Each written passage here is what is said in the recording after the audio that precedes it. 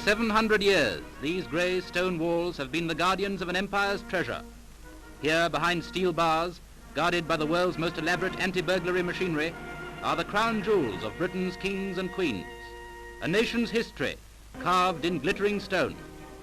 Now, for the first time, and by special permission of the Lord Chamberlain, Pathe Gazette takes you inside the bars. Here is the most important jewel in the empire, the St. Edward's crown, which the Archbishop of Canterbury at the coronation will place upon George VI's head to crown him king.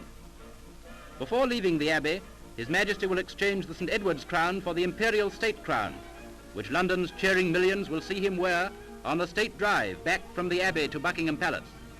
This crown contains some of the world's most historic gems, the Black Prince's ruby, and just where the four arches meet, 4 pearls from the earrings of Queen Elizabeth. These 2 crowns may not be legally taken out of Britain, so at the Indian Durbar, His Majesty will wear the imperial crown of India, which was made in 1911 for King George V. Though not as old as the others, it is one of the most beautiful.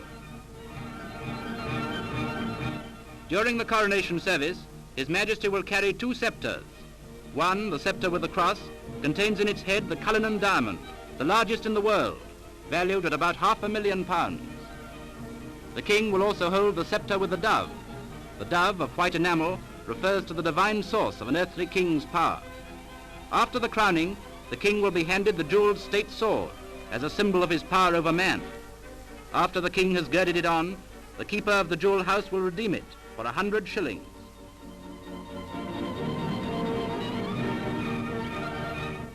The sword is of inlaid gold, the scabbard studded with diamonds and precious stones.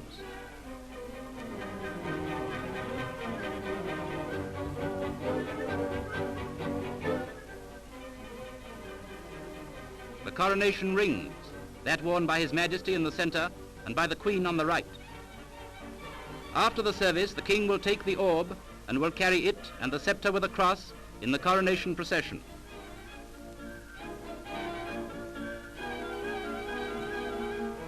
The Queen's orb is smaller and will not be used at the coronation.